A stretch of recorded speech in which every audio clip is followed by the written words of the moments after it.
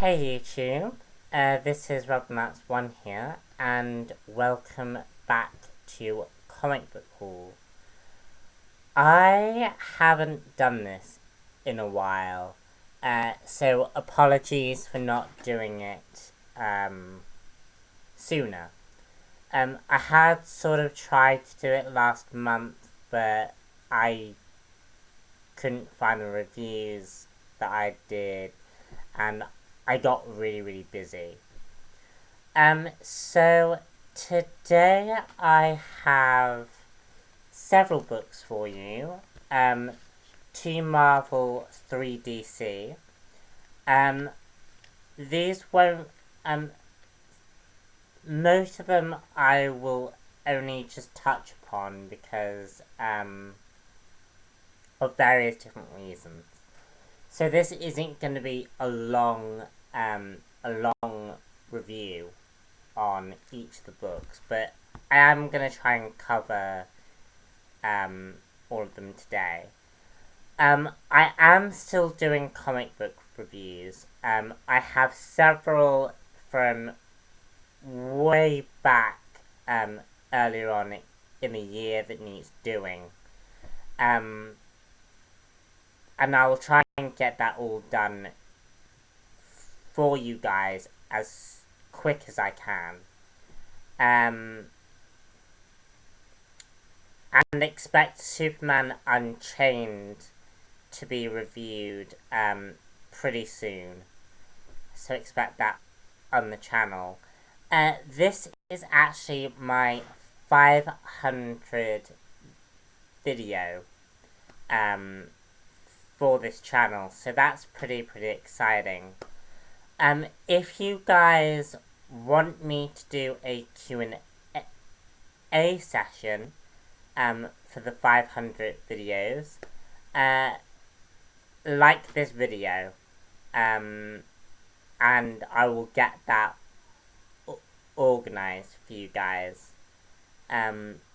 So please like, comment, talk to me, and let's get started on with these reviews. So first off, we have Ultimate End, Battleworld Ultimate End, issue 3.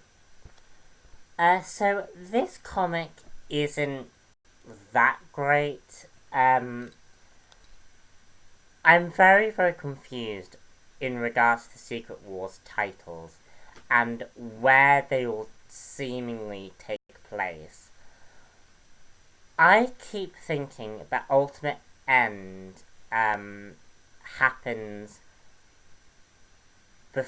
before the events of the first of Secret Wars issue 1. So this book does really confuse me. I often get quite confused as to whether it happens before the events or during the events of Secret Wars. Also, there are so many characters that Bendis just fails to explain. Like, it's really hard to ascertain who the ultimate versions of these characters are, to who the 616 characters are, and how the hell they got together in the first place. Bendis really hasn't explained any of that. I have my own particular theories in regards to this, because I reckon this all connects to the events from All New X-Men, where the All New X-Men team came to the Marvel Ultimate Universe, and that's how everything connects to each other. But Bendis hasn't explicitly said that, and he hasn't explicitly mentioned how all these characters appear with one another. So it's really confusing. but I loved one of the concepts in this story. I love what Bendis is doing with the Punisher character. And essentially, he's doing a Punisher versus the Marvel Universe, which is in fact actually a comic book. But so Punisher's going after all of the superheroes and all of the supervillains.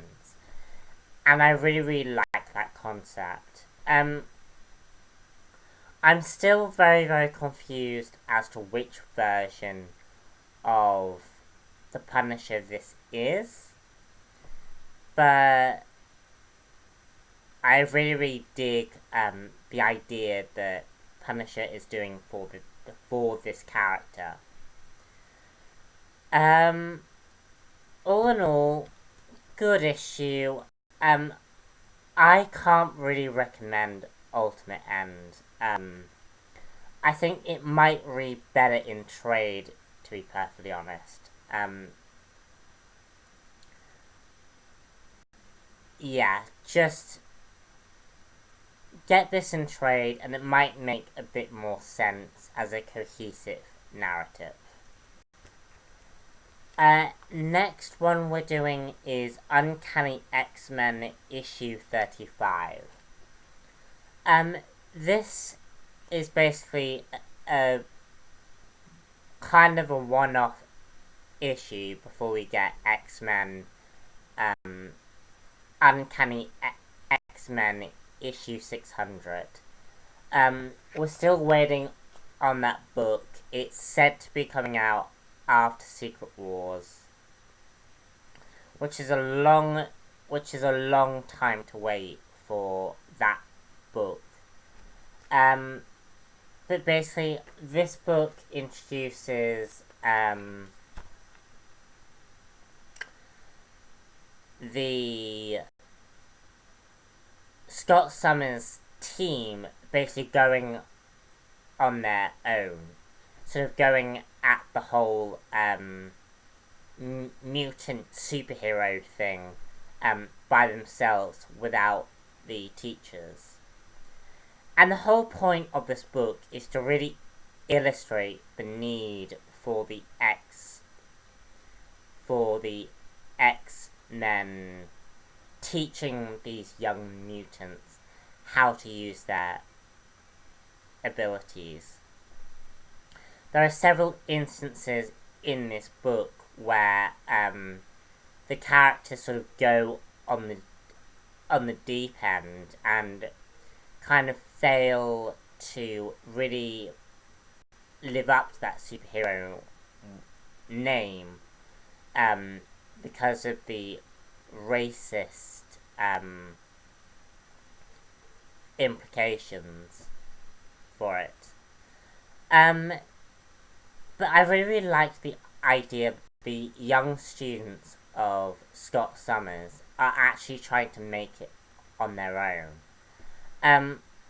I felt like it was a great concept. And I really, really wish that Bendis had actually kept that running. Because I just really, really liked the concept. These are some of my favourite X-Men characters.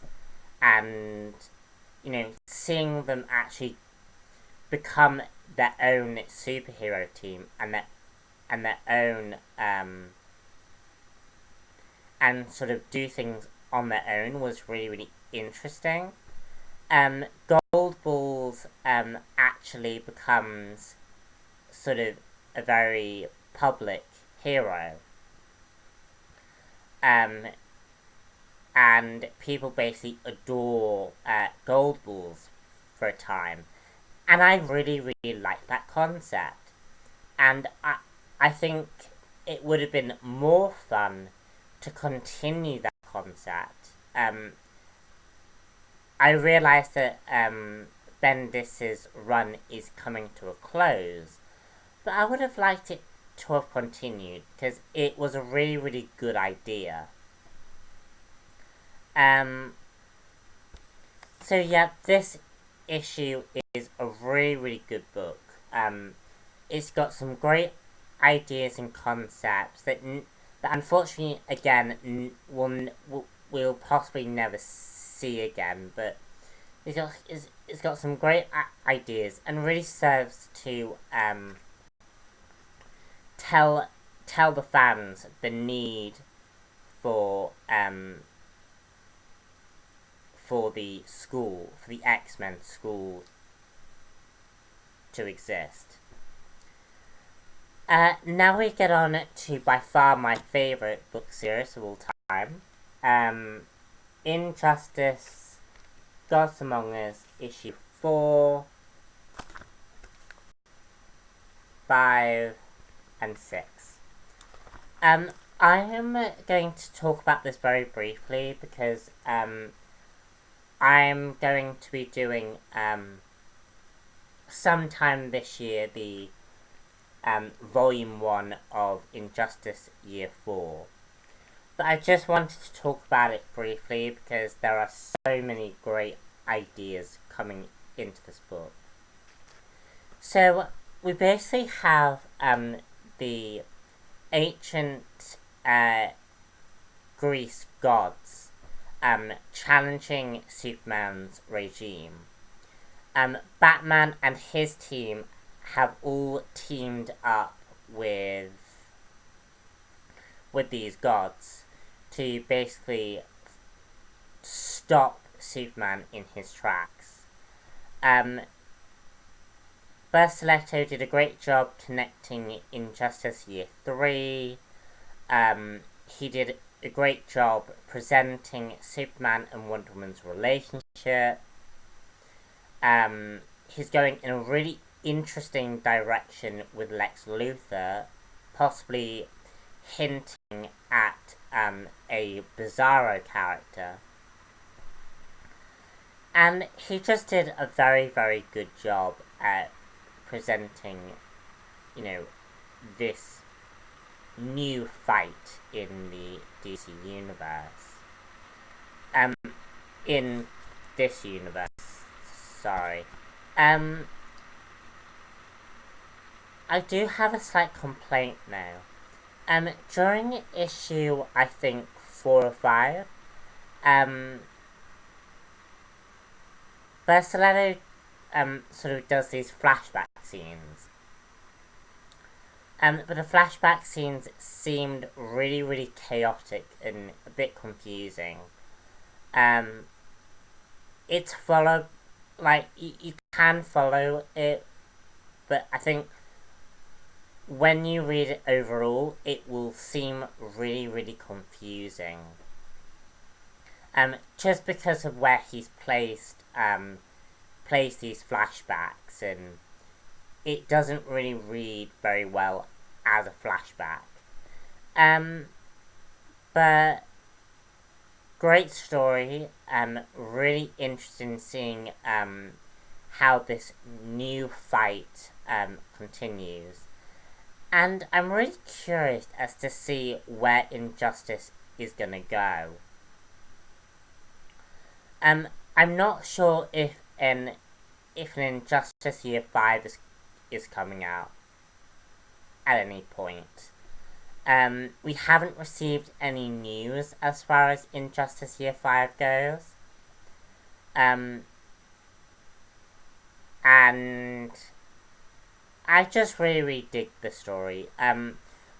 By far my story of the week. Of the month, rather. Just great, great, great story. My cover of the week, I guess, would have to be probably this. I just really, really like the look of the Superman. The artwork for Injustice has always been spectacular.